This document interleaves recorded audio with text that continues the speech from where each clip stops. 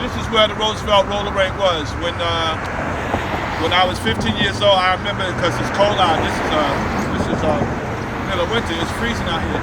I remember, like, we didn't have no technology back then, so my friends would call me on the phone, and they say, could you walk to the Roosevelt Roller rink and see if it's open? Because if it snowed and we had blizzards, you know, the roller rink probably wouldn't be open. But I used to come up from my house. I lived on 30 East Roosevelt. I would walk up on Nassau Road, and I would walk down to the rink, because you couldn't tell if it was open from far away. I would walk down, and when I walked down, I would walk down the block, and you can see my little foot in the snow, and I would see that the roller rink was open. So I would tell everybody, yo, the roller rink is open. But right now, the roller rink, you know, because a concert of events was torn down, and it's not here anymore.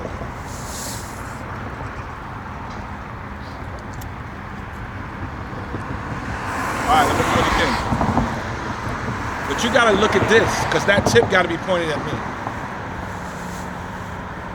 So here we are. We're at the corner of Valdor Court, Nassau Road. This is where the Roosevelt Roller rink actually was before it was condemned by Nassau County and the town of Hempstead and torn down to build affordable houses, which was not affordable. So that was just one of the tragedies, because they kept all the other roller rinks open, but they let ours get closed, and it was behind Henry Street Park, where they do all the PAL and baseball and all those athletic kind of situations.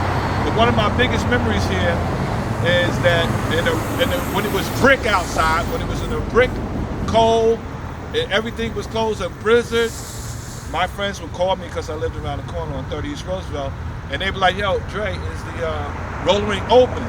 So I would put on my snorkel, you know, or my ski jacket, and I would come up to the Roosevelt Roller rink, and I would walk in the snow, and all you would see was one pair of footsteps in the snow, which was mine.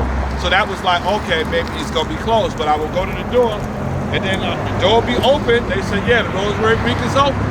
So when it was a snow blizzard, we was out here doing our thing. And that's why people ask what was magical about Roosevelt, because it made all of these celebrities.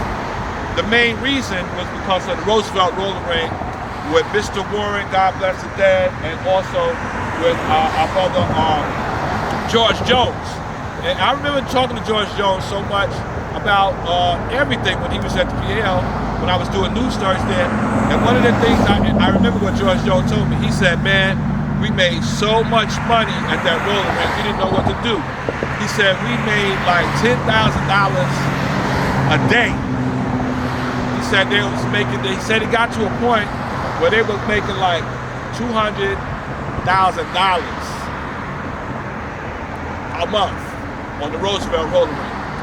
But he said that, you know, there was a little bit of IRS situations going on, and that led to the demise of the rink. You know, we always called it the Roosevelt Roller rink, but through time they just started calling it the rink. But for this film, we're calling it the Roosevelt Roller rink, because we want you to know that's where all of these young folks who became superstars honed their talents, their skills, and they were able to express their art form of b-boying, breakdancing, MCing, DJing, and, you know, we got a lot of brothers out there who was tagging and graffitiing on the building as well. So this is where the Roosevelt Roller rink was, right here. And this is where all of those people came from. Anybody who was an MC in the 70s, before there was a rap industry, they were here. And we didn't have no cell phones, no beepers, no internet, no pages, no Instagram, no Facebook, no social media, nothing. All we had was flyers. That's all we had was flyers and a telephone. And thankfully, Frankie Crocker rocking on the radio, talking about the Roosevelt Roller rink, Spectrum City, Eddie Murphy shows, and the like.